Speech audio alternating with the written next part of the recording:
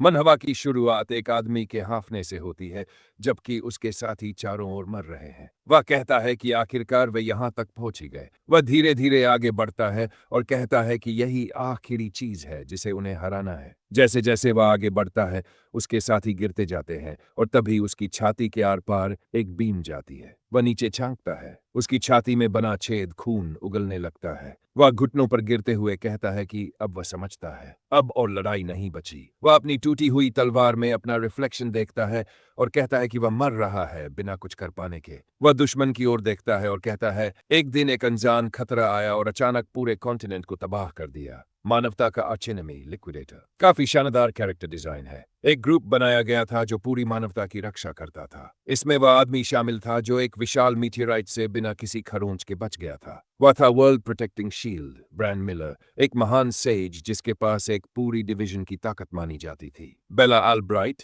एक आर्चर जिसने एक हाई लेवल ड्रैगन को एक ही तीर में गिरा दिया। जैकब ब्लूमफील्ड, अब तक की सबसे ताकतवर स्वॉर्ड सेंट एमी वाइट। फिर थे सभी कैनन फॉडर यानी सपोर्ट यूनिट। वे सिर्फ बलि के बकरों जैसे थे। हमें पता चलता है कि वह आदमी एक फुट सोल्जर है जिसका नाम ग्रे ली है। वह आ भरता है और कहता है कि बाकी सब लोग बिल्कुल अलग स्तर पर है। उसे पता था कि वर्ल्ड यूनियन एकेडमी के ग्रेजुएट्स जबरदस्त होते हैं, लेकिन इतना फर्क होगा उसने नहीं सोचा था। वे लोग लिक्विडेटर पर अटैक्स भेजते हैं, लेकिन वे उसकी छाती से टकराकर वापस उछल जाते हैं। एक खरोंच तक नहीं आती। ग्रे पछतावे में मुट्ठी भर मिट्टी उठाता है और पूछता है कि सपोर्ट यूनिट होने या नन होने का कोई फर्क पड़ता भी है क्या। जैसे ही एमी लिक्विडेटर पर हमला करती है, ग्रे अपने दांत भींचते हुए और रोते हुए कहता है कि उन्होंने भी बहुत कड़ी ट्रेनिंग की थी, लेकिन वो सब बेकार गया। एमी के हमले जारी रहते हैं, लेकिन सिर्फ एक हमला लिक्विडेटर को थोड़ा खरोंचता है। लिक्विडेटर हंसते हुए कहता है कि उसने उसे चोट पहुंचा दी है। वह अपने हाथ फैलाते हुए कहता है, वेरी वेल।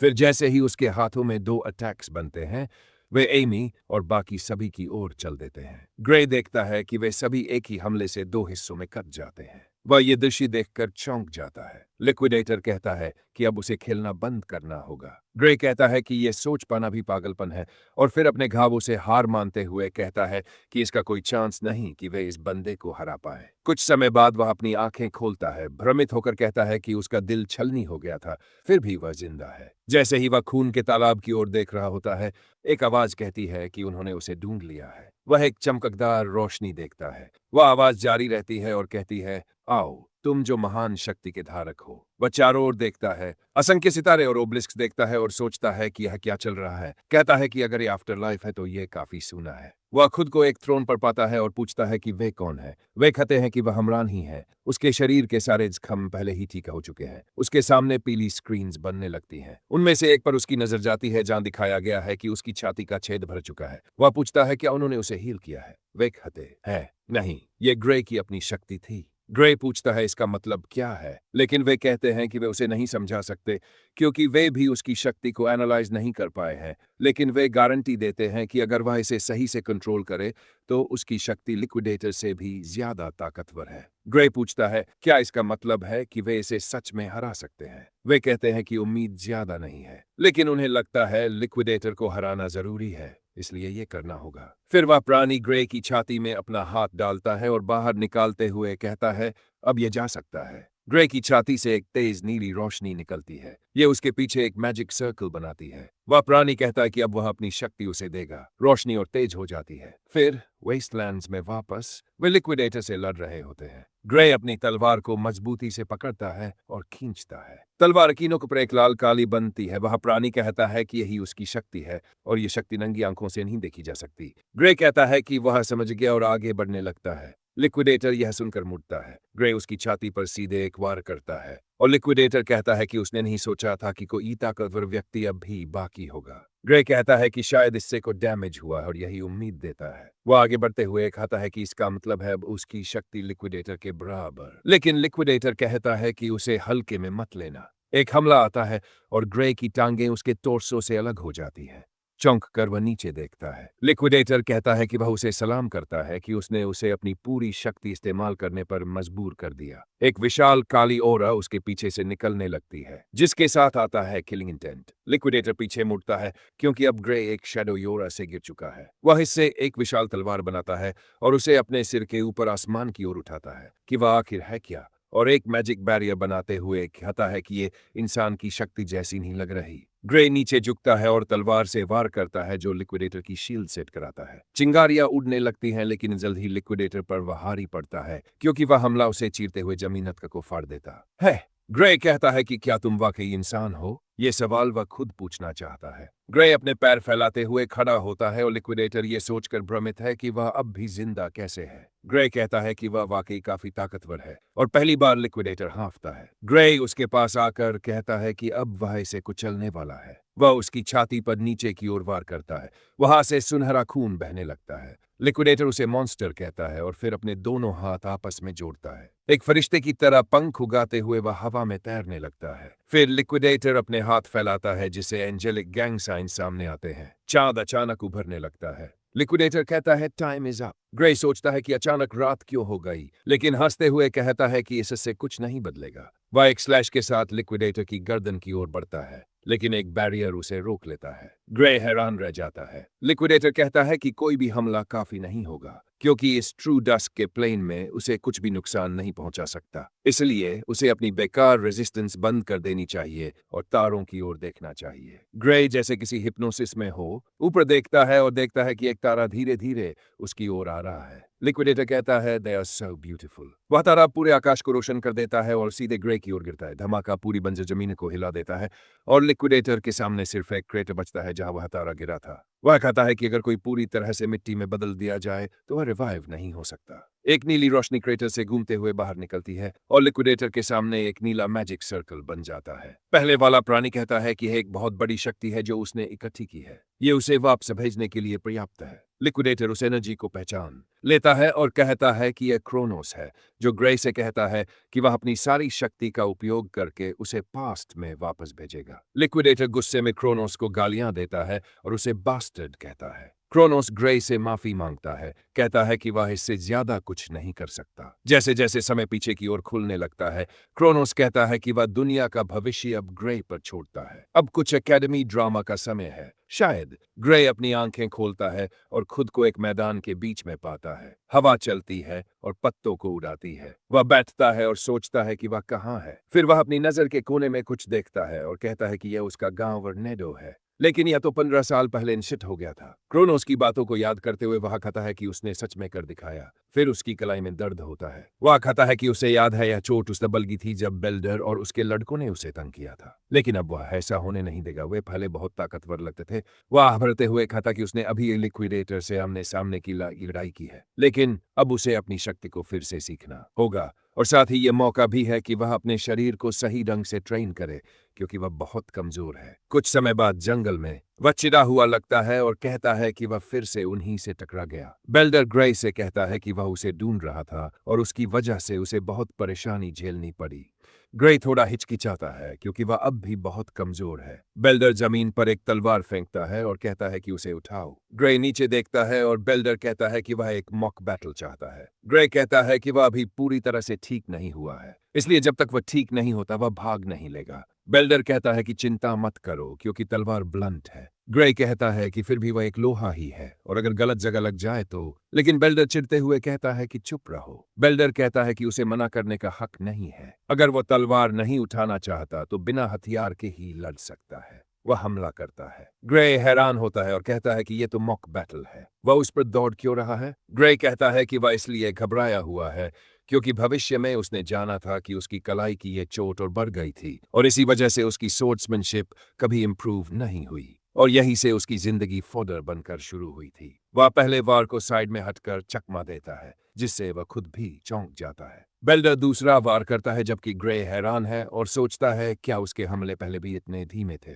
बेल्डर उसके पैरों की ओर वार करता है लेकिन ग्रे पीछे हटता है। फिर तुरंत सिर की ओर हमला होता है लेकिन उसे भी चकमा मिल जाता है। बेल्डर गुस्से में पूछता है कि वह उसे क्यों नहीं मार पा रहा। ग्रे ब्लेड के करीब जाकर उसे छोटे मूवमेंट से डॉज करता है। वह कहता है कि यह बेल्डर नहीं जो धीमा हो गया है बल्कि वह खुद तेज हो गया है और ऐसा कहते हुए वह हमला चकमा देते हुए सामने बढ़ता है। बेल्डर के साथी हैरान है कि यह कहां से आया। ग्रे कहता है कि शायद उसके पास पुराना शरीर नहीं है, लेकिन उसके पास वे सब यादें हैं जो उसने लड़ाइयों में पाई हैं। वह बेल्डर के सिर पर आती तलवार को अपनी तलवार से टकराकर रोकता है। ग्रे का हमला इतना होता है कि बेल्डर के कंधे को चोट लगती है। ग्रे पूछता है क्या उसे ऐसे एमेचर से लड़ना ठीक लग रहा है, लेकिन उसे याद आता है कि यह वो इंसान नहीं है जिसे दया दी जाए। इसी की वजह से उसकी जिंदगी इतनी बदतर थी, लेकिन इस बार ऐसा नहीं होगा। वह फिर से वार करता है और बेल्डर के हाथ से तलवार गिरा देता है। बेल्डर घबराया हुआ दिखता है। ग्रे अब भी यकीन नहीं कर पा रहा कि वह इतना बड़ा अमेचर है। ग्रे कहता है कि वह देख सकता है कि बेल्डर को चोटें खाने का कोई ट्रेनिंग नहीं है, लेकिन थैंक्स टू दीज उसे इसका काफी एक्सपीरियंस है। वह अपनी तलवार को मजबूती से पकड़ता है और ओवरहैंड पोजीशन में लाता है। वह कहता है कि चूंकि ये तलवार ब्लंट है, वह बिना सोचे बेल्डर की पिटाई कर सकता है। वह बेल्डर की छाती पर वार करता है, लेकिन यह सच में उसके कंधे को काट देता है, जिससे वह चौंक जाता है। खून उड़ता है और वह चिल्लाता है ग्रेस कहते हुए, क्योंकि उसे लगा था कि तलवार ब्लंट है। वह तलवार के साइड को रगड़ कर दिखाता है कि वह ब्लंट ही है और कहता है कि अगर वह शार्प होती तो वह उसे मार चुका होता। फिर वह उसे घूरते हुए सीधा बेल्डर की नाक पर जोर से मारता है। इस बार उसके दांत भी उठ जाते हैं और वह कहता है कि ब्लंट होना अच्छा है। वह बेल्डर के ऊपर झुकता है और पूछता है कि वह इतना चिल्ला क्यों रहा है। उसे याद दिलाता है कि उसी ने कहा था कि इसका इस्तेमाल सेफ है। वह हल्की सी ईविल मुस्कान देने लगता है। बेल्डर अपने साथियों पर चिल्लाता है कि वे वहां खड़े खड़े क्या कर रहे हैं, जाकर उसकी धुलाई करो। वे डरे हुए लगते हैं और कहते हैं कि उन्हें लड़ाई नहीं चाहिए। वे उसे घेरना शुरू कर देते हैं।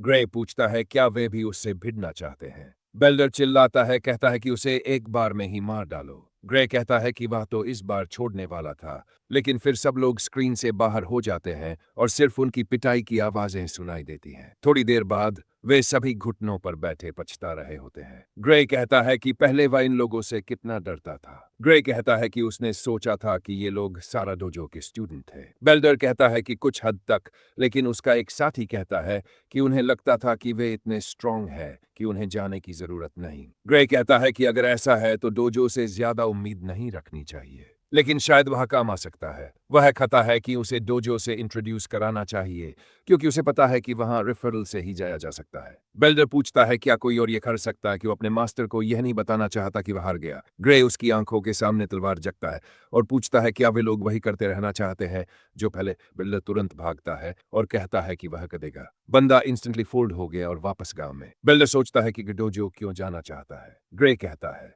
कि उसे पता है कि वहां एकेडमी के लिए रिकमेंडेशंस लॉट है। बेल्डर कहता है शायद। ग्रे कहता है कि यही उसका जवाब है। एक और लड़का कहता है कि वह एकेडमी जाए बिना भी काफी स्ट्रांग है। ग्रे कहता है कि काश इतना ही काफी होता। दुनिया की सबसे ताकतवर टीम तक हरा दी गई थी। यहाँ तक कि जब उसने वह पुरानी शक्ति इस्तेमाल की, तब भी उसे नहीं पता कि उसके लिए कितनी ताकत चाहिए, लेकिन उसे थोड़ा अंदाजा है। वह पल छोटा था, लेकिन उस समय उसने महसूस किया कि उसे कैसे कंट्रोल किया जाए। उस वक्त उसने जिस चीज पर ध्यान दिया था वह थी एमी द्वारा सिखाई गई सोर्ट्समैनशिप। वह कहता है कि काश उसने भी उतनी मेहनत से तलवारबाजी सीखी होती जितनी उसने की, तो शायद नतीजा अलग होता। क्रोनोस ने उसे किसी प्लॉट आर्मर की वजह से नहीं, बल्कि किसी मकसद से वापस भेजा होगा। डोजो में एक महिला पूछती है कि क्या उन्होंने सच में उसकी सिखाई चीजों का इस्तेमाल करके एक सिविलियन को तंग किया और बदले में पिट गए। वह उन पर नीचे देखते हुए चिढ़ते हुए मुंह से आवाज निकालती है। जैसे ही हमें सारा से परिचय होता है, बेल्डर कहता है कि वे उसे तंग नहीं कर रहे थे, बस एक मॉक बैटल था। सारा उसे मारती है और वह हवा में उड़ता है। बाकी लड़के डर से कांपने लगते हैं। वह पूछती है कि वे बहाने क्यों बना रहे हैं जब वह जानती है कि वह उसे सिर्फ बुली करने आया था। लेकिन अगर ऐसा है तो अभी उसने जो उसे मारा है वह भी एक मॉक बैटल था। वह उसकी आंख की ओर तलवार दिखाती है और कहती है कि वह यहाँ से चला जाए और कभी वापस न आए, और इसमें बाकी सब भी शामिल है। अब कोई भी खुद को इस डोजो का मेंबर ना कहे। वे कहते हैं यस मैम और डोजो छोड़ देते हैं। सारा पलटती है और ग्रे से माफी मांगती है, घुटनों पर बैठते हुए। वह कहती है कि उसके पुराने स्टूडेंट्स ने उसे बहुत परेशानी दी। ग्रे कहता है कि चिंता करने की कोई बात नहीं है। वह उसे धन्यवाद देती है, लेकिन फिर बताती है कि उसने सुना है कि वह एकेडमी रिकमेंडेशन चाहता है। वह कहता है हाँ। फिर वह एक वुडन ब्लेड उठाती है और कहती है कि उनके कारण जो परेशानी हुई उसके बदले में वह एक लेटर लिखना पसंद करेगी, लेकिन पहले उसे उसकी क्षमता का परीक्षण करना होगा। वह कहता है कि वह समझता है। वह उसे पहला हमला करने का मौका देती है और कहती है कि जब चाहे हमला कर सकता है। वह कहता है बेट और आगे बढ़ता है। जैसे ही वे चारों ओर दौड़ने लगते हैं और एक दूसरे से तलवारें टकराते हैं, सारा शक करती है और कहती है कि उसकी सोर्ड्समैनशिप प्रैक्टिकल है। लेकिन ऐसा लग रहा है जैसे वह अनगिनत लड़ाइयां लड़ चुका हो। वह उसकी तलवार को अपनी से रगड़ने लगता है। अब उसे समझ आता है कि बेल्डर और बाकी क्यों हार गए। उसका स्टाइल पूरी तरह सेल्फ टॉट है, लेकिन उसमें एकेडमी सोर्ड्समैनशिप की झलक है। वह सोचती है क्या किसी ने उसे सिखाया, लेकिन ये काफी कच्चा है। उसमें बहुत टैलेंट है। वह साफ तौर पर एक डायमंड इन द रफ है। वह कहती है कि यह खत्म होते देखना दुखद है, लेकिन अब इसे खत्म करना होगा। वह आगे बढ़ती है। वह अपनी टॉर्सो को घुमाता है। वह वार करता है और उसके हमले को रोकता है, लेकिन वह लगातार हमला करने की कोशिश करती रहती है। वह यह अजीब पाती है कि वह क्यों नहीं लड़खड़ा रहा और उसके साथ कैसे बराबरी कर पा रहा है। वह कहती है कि वह तो बस उसकी स्किल्स टेस्ट करना चाहती थी, लेकिन अब उसे पूरी ताकत लगानी पड़ रही है, बल्कि उससे भी ज्यादा। अब वह इस लड़के से डरने लगी है। जैसे ही वह अगला वार करने की तैयारी करता है, वह उसकी अंदर की किलिंग इंटेंट महसूस कर पाती है। वह उस पर वार करता है और वह पीछे हटती है। सोचती है कि उसे अभी यह बुरा एहसास क्यों हुआ। उसकी पोस्चर थोड़ी गिरती है। वह तुरंत कूदकर कहती है कि यही उसका मौका है। वह उस पर वार करती है और कहती है कि यह यहीं खत्म होता है, लेकिन वह हैरान रह जाती है क्योंकि उसकी तलवार टूट चुकी होती है। वह जमीन पर गिरती है और पीछे दिखती है। ग्रे को एहसास होता है कि यह वही सेंसेशन था जैसा उसने पहले महसूस किया था, यानी उसके पास वह शक्ति अब भी है। फिर उसे एक तेज दर्द होता है जिससे वह चीखते हुए जमीन पर गिरता है। वह पूछती है कि क्या हुआ, क्या वह ठीक है? ग्रे का शरीर उसकी शक्ति के साथ नहीं चल पा रहा है। वह खड़ा होने की कोशिश करता है। वह कहता है कि वह ठीक है। उसे अब समझ आता है कि उसे इस शक्ति का केयरलेसली इस्तेमाल नहीं करना चाहिए और वह सोचता है कि उसे उसके बारे में बताना चाहिए या नहीं। वह बस सोचती है कि यह सब क्या चल रहा है। वह तय करता है कि नहीं बताएगा, कहता है कि वह शायद यकीन नहीं करेगी, भले ही वह बता भी दे। ये कुछ ऐसा है जिसे वह खुद भी कंट्रोल नहीं कर सकता।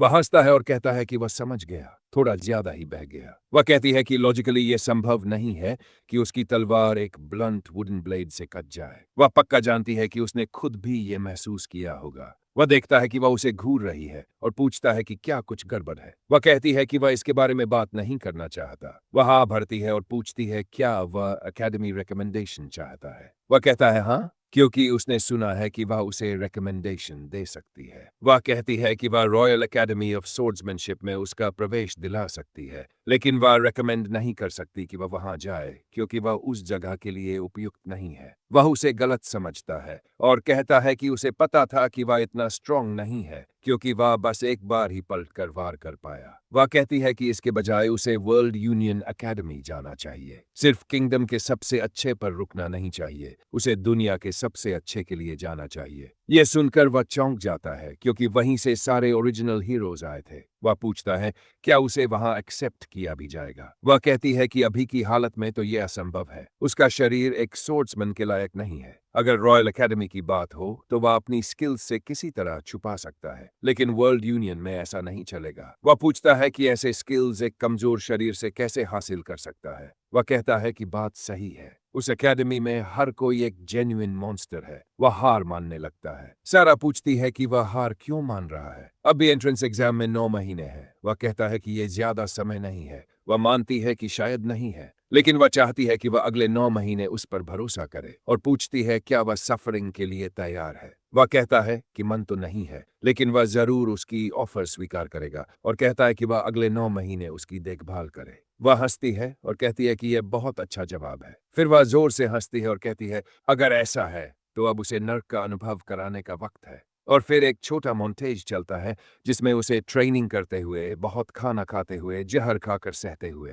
तलवारबाजी की प्रैक्टिस करते हुए दिखाया जाता है और आखिरकार 8 महीने बाद उसका शरीर पूरी तरह से बदल चुका होता है। वह टिप्पणी करती है कि वह अब ज्यादा मस्कुलर हो गया है और कहती है कि अब उसके पास सिखाने के लिए कुछ नहीं बचा। वह कहता है कि अभी एग्जाम तक 1 महीना बचा है। वह कहती है कि उसे अब निकल जाना चाहिए। फिर वह उसे एक बैग देती है जिसमें 1 महीने के रहने लायक पैसे हैं। वह कहता है कि उसे लगता है कि अभी भी जल्दी है और लगता है जैसे वह उसे गांव से भगा रही हो। वह हंसती है और कहती है कि वह ज्यादा सोच रहा है। फिर वह एक ओगर के नेस्ट के पाए जाने की बात करता है। वह चौंकती है। वह कहता है कि उनके गांव में भी मुश्किल से कोई गार्ड है। वह कहती है कि यह सच है, लेकिन इसका उनसे कोई लेना देना नहीं है क्योंकि राजधानी से मदद आएगी, इसलिए उन्हें कुछ करने की जरूरत नहीं है। तो उसे बस अपने एग्जाम की चिंता करनी चाहिए, लेकिन वह जानता है कि वह झूठ बोल रही है। कोई मदद नहीं आएगी और गांव के नष्ट होने से ठीक पहले वह अकेले ओगर को मारने जाएगी और मारी जाएगी। वह उससे कहता है कि वह समझता है, फिर उसे धन्यवाद कहता है और कहता है कि अब वह जा रहा है। वह राहत की सांस लेती है और कहती है कि उसे उम्मीद है वह एग्जाम पास करेगा। उसी रात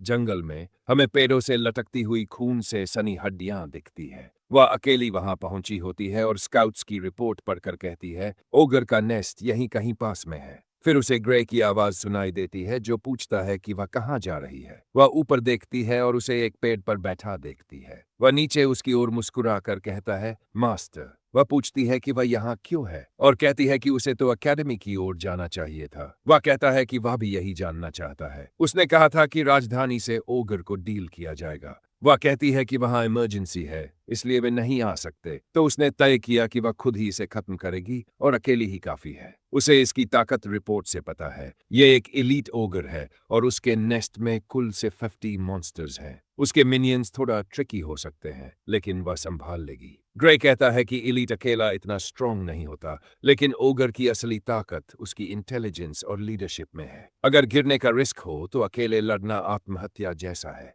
लेकिन वह पूरी सर्टेनिटी के साथ जानता है कि अगर वह अकेली जाती है तो वह जरूर मरेगी और गांव नष्ट हो जाएगा, क्योंकि उसने यह सब अपनी आंखों से देखा है। वह उससे कहता है कि वह उसे साथ ले जाए। वह सिर हिलाकर मना कर देती है और कहती है कि वह अकेले ही काफी है। वह कहता है कि वह रियल एक्सपीरियंस का मौका नहीं खोना चाहता, या क्या वह सोचती है कि वह उसकी राह में आएगा। वह कहती है कि उसे पता है कि अब वह उससे मॉक बैटल भी नहीं जीत सकती, लेकिन असली लड़ाई में क्या होगा, खासकर मॉन्स्टर के नेस्ट में, इसका कोई अंदाजा नहीं। इसलिए बेहतर होगा कि वह तब तक इंतजार करे जब तक उसे असली लड़ाइयों का ज्यादा एक्सपीरियंस न हो जाए। वह कहता है कि अगर वह अकेले जाने पर अड़ी है तो उसके पास एक आइडिया है। वह पूछती है क्या, तो वह कहता है कि वह उससे लड़ेगा, उसे बेहोश करेगा और फिर ओगर को अकेले मारेगा। वह तलवार उसके सिर की ओर दिखाते हुए उसे घूरता है। वह कुछ पल बैठकर सोचती है, फिर मुस्कुराकर कहती है कि वह हार मानती है, लेकिन वह उससे वादा करे चाहे कुछ भी हो जाए जिंदा वापस आए। वह कहता है कि यही उसका इरादा है। वह कहता है कि वह भी ऐसा ही करे। उसी रात नेस्ट के बाहर वे देखते हैं कि मॉन्स्टर्स के पास बाहर निकलने का कोई रास्ता नहीं है, सिर्फ सामने से। ग्रे कहता है कि इसका मतलब यह है कि शायद उन्होंने लोगों को भागने से रोकने के लिए काउंटर मेजर्स भी रखे हैं, क्योंकि उनके पास इंटेलिजेंस है। वह कहती है कि उसे पता है, लेकिन उसे बॉस कहीं दिख नहीं रहा। शायद वह अपने टेंट में है, इसलिए वे उसके बाहर आने से पहले उसकी सेना को कम कर सकते हैं। वह ग्रे से कहती है कि वह जितने भी दुश्मन दिखे उन्हें पता है कि वह एक एक करके साइड से ले सकता है और वह दूसरे साइड से जाएगी और वे उसे बीच में पिंच कर सकते हैं। वह इस प्लान से सहमत होता है। फिर वह कहती है गो, और दोनों एक साथ चार्ज करते हैं। एक मॉन्स्टर मुड़ता है सिर्फ ये देखने के लिए कि वह उसके बिल्कुल सामने है। एक वार में ही वह उसके थॉट्स हवा में उड़ा देती है। एक मॉन्स्टर नीचे देखता है और अपने दोस्त का सिर पाता है। वह चिल्लाने लगता है, बाकी सबको अलर्ट कर देता है जो अब समझ जाते हैं कि उन पर हमला हो चुका है। अब ग्रे की बारी है। वह दौड़ते हुए उन्हें काटने लगता है। सारा भी अपनी साइड से आगे बढ़ रही होती है, क्योंकि दोनों अपनी अपनी डायरेक्शन में दुश्मनों को खत्म करते जाते हैं जब तक कि सब शांत न हो जाए। फिर वे एक दूसरे के साथ रीग्रुप करते हैं। वह कहती है कि यह अच्छा था और पूछती है क्या यह वाकई उसका पहला टाइम है। वह उससे कहता है कि वापस लॉक इन हो जाओ, लेकिन उसे कुछ अजीब लगता है क्योंकि वे बहुत ही कमजोर है, और अगर ये इतने कमजोर हैं तो वह अकेले ही संभाल सकती थी, जब तक टेंट के अंदर का बॉस असल में पहले सोचे गए से कहीं ज्यादा स्ट्रांग न हो। तभी वह महसूस करता है कि कोई उसे घूर रहा है और उसकी रीढ़ में एक सिहरन दौड़ती है। वह उससे कहता है कि उन्हें तुरंत यहाँ से निकल जाना चाहिए। वह पूछती है कि क्या हुआ। वह चिल्लाता है, कहता है भागो अभी। वह कहती है ठीक है। जैसे ही वे भागने लगते हैं, एक मॉन्स्टर हवा में ग्रे के ऊपर उड़ता हुआ आता है। वह भी उसे देख लेता है और वह उनके सामने लैंड करता है, रास्ता रोकते हुए। वह थोड़ा घबराकर हंसती है क्योंकि एलीट ओगर अब उनके सामने है। वह कहती है कि बॉस ने तो बड़ी मेहरबानी की, लेकिन ग्रे कहता है कि वह बॉस नहीं है। तभी दूर एक और हॉर्ड में से कुछ उग्र चिल्लाहटें सुनाई देती हैं। वह पूछती है यह क्या है। वह कहता है कि यह एलीट ओगर से कहीं ज्यादा स्ट्रांग चीज है। यह है एक ओगर जनरल। यही है असली बॉस इस नेस्ट का। जब हमें उसका क्लोजअप दिखता है, वह कहती है कि वे दोनों अकेले इससे नहीं निपट सकते। वह घबराकर चारों तरफ देखने लगती है। फिर वह एलीट की तरफ दौड़ती है और कहती है कि वे उसे मारकर भाग सकते हैं। वह लड़ना शुरू करती है, ओपनिंग खोजती है और फिर उसके सीने की तरफ वार करती है। मॉन्स्टर से खून बहने लगता है और वह कहती है कि उसे लग गया, लेकिन वह हैरान हो जाती है जब वह घाव तुरंत ठीक होने लगता है। ग्रे कहता है कि यह बेकार है। जनरल की रोर उनकी ताकत और रिकवरी को बढ़ा देती है। वह कहती है कि अब समझ में आता है कि ये इतना स्ट्रांग क्यों लग रहा है। ग्रे एक नॉर्मल को काटते हुए कहता है कि वह अपनी बैक उस पर छोड़ता है। उसे इसे हराने की जरूरत नहीं है, बस उसे थोड़ा टाइम चाहिए। वह पूछती है कि क्या क्या करने वाला है। वह कहता है कि बस एक ही रास्ता है, उसे बॉस को गिराना ही होगा ताकि वे भाग सके, लेकिन अभी उसे ग्रुप में से रास्ता बनाना होगा। वह कहता है कि ये उसे दोनों तरफ से घेरने की कोशिश कर रहे हैं, बहुत इरिटेटिंग है। वह एक से लड़ते हुए उसे पीछे धकेलता है जो जोर से रोर करता है। वह कहता है कि उसे फोकस करना होगा कि उसके सामने वाले दुश्मनों को हटाए। वह वार करता है, लेकिन उसकी तलवार टूट जाती है। वह हैरान हो जाता है कि ये इतनी जल्दी टूट गई। वह अगला वार डॉज करता है और अपना स्पेयर निकालता है और कहता है कि ये भी जल्दी टूट जाएगा। तभी सारा क्लच मोमेंट में अपनी स्पेयर सोर्ड उसकी ओर फेंक देती है। वह उसका धन्यवाद करता है और कहता है कि अब उसके पास 2 तलवारें हैं, लेकिन ये भी दुश्मनों को पूरी तरह खत्म करने के लिए काफी नहीं है। लेकिन अगर बस जनरल और उसके बीच के एनिमीज के लिए हो तो इतना काफी है। वह सीधा जनरल की तरफ दौड़ता है। एक बार उसके गाल को काटते काटते बचता है, फिर उसे ब्लॉक करना पड़ता है और वह महसूस करता है कि वह कोने में गिर रहा है। वह जोर लगाकर पीछे हटता है और थोड़ी जगह बना लेता है। जनरल की आंखें चमकने लगती हैं और वह चिल्लाता है। ग्रे हैरान हो जाता है क्योंकि अब सारे मॉन्स्टर्स बफ हो रहे हैं। वह कहता है कि अब उसे डिफेंसिव में जाना होगा। उन्होंने उसके प्लान को समझ लिया है। वह चिल्लाना जारी रखता है और मॉन्स्टर्स बफ्ड रहते हैं। एक स्विंग को ब्लॉक करते हुए वह थोड़ा अपना बैलेंस खो देता है, लेकिन इसी मोमेंट में वह चुपकर आगे की ओर दौड़ता है। वह अब लड़ाई अवॉइड कर रहा है, लेकिन इसी प्रोसेस में उसे चोटें लग रही हैं। वह डॉज करता रहता है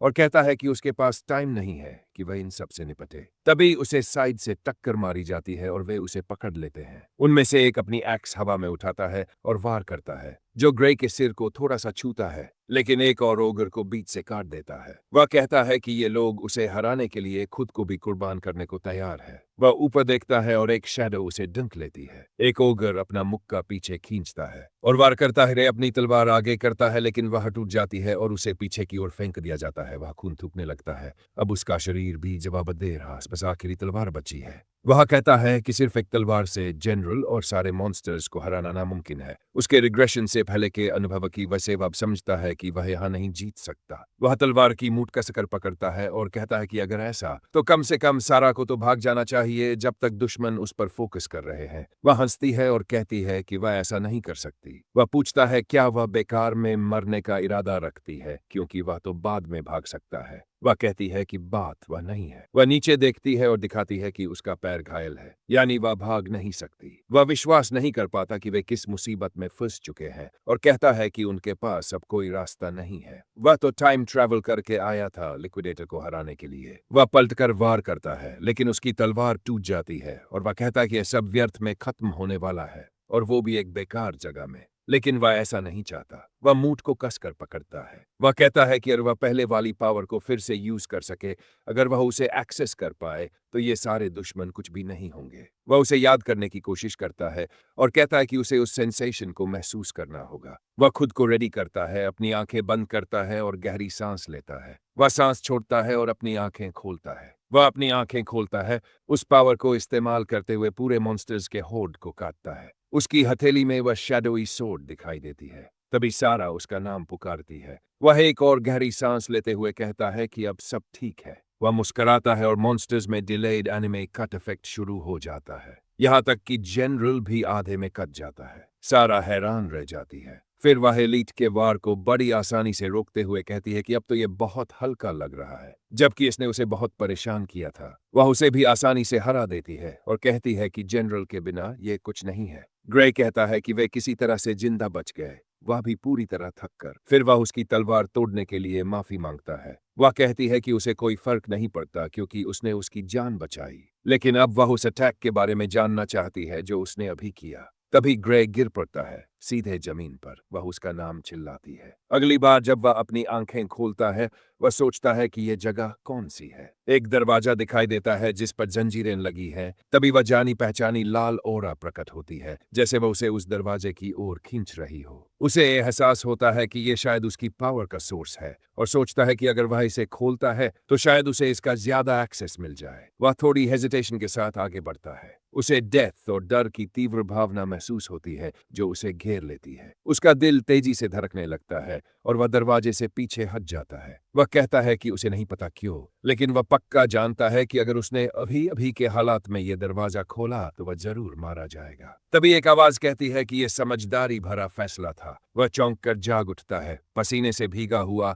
बिस्तर पर लेटा हांफते हुए। सारा उसका नाम पुकारती है, खुशी जताते हुए कि वह अब जाग गया है। वह पूछता है कि वह कहाँ है। वह बताती है कि विलेज इन्फर्मरी में है। वह 5 दिन से बेहोश था। उसे डर था कि वह कभी नहीं जागेगा। वह कहता है कि उसने खुद को बहुत ज्यादा पुश कर दिया था और यह उसके शरीर की टैक्स थी। वह कहती है कि यह शब्द सही नहीं है उसके किए गए काम को बताने के लिए। फिर पूछती है कि क्या वह ठीक से हिल सकता है। वह कहता है कि अब देखते हैं, लेकिन तुरंत समझ जाता है कि वह अपने राइट आर्म में ताकत नहीं जमा कर पा रहा है। उसे यकीन नहीं कि वह अभी तलवार पकड़ सकता है। ऊपर से उसके हाथ पर एक अजीब सा नीला निशान भी है। वह पूछती है कि क्या वह सही से हिल नहीं रहा। क्योंकि उसने उस निशान का जिक्र नहीं किया तो वह मान लेता है कि शायद वह उसे देख नहीं पा रही है। वह कहता है कि वह उसमें ताकत नहीं डाल पा रहा। वह कहती है कि यह जल्दी ठीक नहीं होगा। उसके हाथ की हड्डियां पूरी तरह से चूर हो चुकी थी। वह पूछता है कि क्या वह पक्की है, क्योंकि उसे कोई दर्द महसूस नहीं हो रहा। वह कहती है कि उसे मैजिक पोशन से ठीक किया गया है।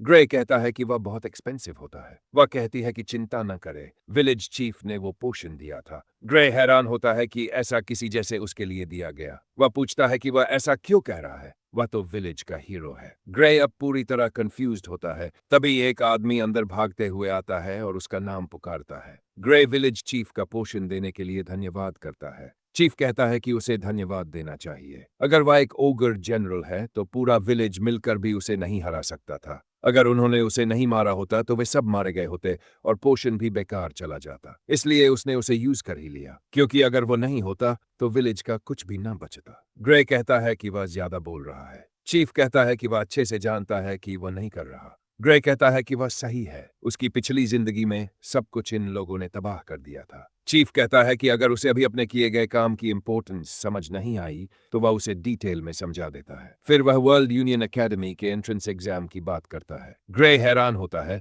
कहता है कि वह सब कुछ भूल ही गया था और अब सिर्फ 2 दिन बचे हैं। वहां पहुंचने में पैदल 3 दिन लगते हैं। अगर उसके पास घोड़ा होता तो 1 दिन में पहुंच जाता, लेकिन उसके पास उतना पैसा नहीं है। वह माफी मांगते हुए चीफ से घोड़ा उधार मांगता है। चीफ कहता है कि उसे पहले से पता था कि वह पूछेगा, इसलिए उसने उसके लिए सबसे अच्छा घोड़ा तैयार रखा है। वह आराम से पहुंच जाएगा। सारा कहती है कि अगर वह आज भी न जागता तो वे उसे सोते हुए ही ले जाते। वह दरवाजा खोलता है, रोशनी से थोड़ी देर के लिए चौंक जाता है और देखता है कि पूरा विलेज उसे सेंड ऑफ देने आया है। उसके एग्जाम्स के लिए शुभकामनाएं देता है। कहता है कि उसे पास होना ही चाहिए और वे सब उसके आभारी हैं कि उसने उनकी जान बचाई। फिर उनमें से एक आता है और कहता है कि वह उसे कुछ देना चाहता है। ग्रे पूछता है कि यह क्या है। वह बताता है कि पूरे गांव ने मिलकर चंदा इकट्ठा किया है, क्योंकि सुना है एग्जाम में अप्लाई करना बहुत महंगा है। ग्रे ये सुनकर चौंक जाता है। ये एक ऐसा अनुभव है जो पहले कभी मुमकिन नहीं था। फिर वह सबको दिल से धन्यवाद देता है। वह कहता है कि अगर वह फेल हुआ और वापस आया तो बहुत ऑकवर्ड होगा। सारा कहती है कि चिंता मत करो, कोई भी एप्लीकेंट कभी ओगर जनरल को हरा नहीं पाया है। वह कहता है कि उसका आर्म अभी भी खराब है। वह कहती है कि उसका लेफ्ट आर्म तो ठीक है। वह कहता है कि हाँ, लेकिन वह उसका राइट नहीं है। वह कहती है कि वह काफी है, उसे वह पावर यूज करने की जरूरत नहीं है। वह कहता है कि एग्जाम इतना रिलैक्स नहीं होगा कि वह एक हाथ से पास कर जाए। वह कहती है कि कोई बात नहीं, वे उसकी एबिलिटी को नजरअंदाज नहीं करेंगे और वह गारंटी देती है कि वह एग्जाम जरूर पास करेगा। वह उसका धन्यवाद करता है और कहता है कि अगर वह इस तरह कह रही है तो वह फेल नहीं हो सकता। वह पीछे मुड़कर मुस्कराता है और कहता है कि ये उसकी पिछली जिंदगी में मौजूद नहीं था, लेकिन अब यह पल सच में उसके सामने है। अब यह दुनिया उसकी पुरानी दुनिया जैसी नहीं रही और भविष्य बदला जा सकता है। इस पावर के साथ वह यह करके दिखाएगा। वह सबको बताता है कि अब वह एकेडमी के लिए निकल रहा है। वह होर्सी को भी धन्यवाद देता है कि उसने उसे यहाँ तक पहुंचाया। वह आगे देखकर आत्मविश्वास से कहता है, that is one hell of a site, क्योंकि अब वह सच में वर्ल्ड यूनियन एकेडमी में प्रवेश करने वाला है। अगर आपने आखिर तक देखा तो कमेंट करो एलियंस रॉक ताकि मुझे पता चले। सब्सक्राइब करो ऐसे और वीडियोस के लिए। चैनल की मदद करने के लिए लाइक या कमेंट जरूर छोड़ देना। Thanks for watching.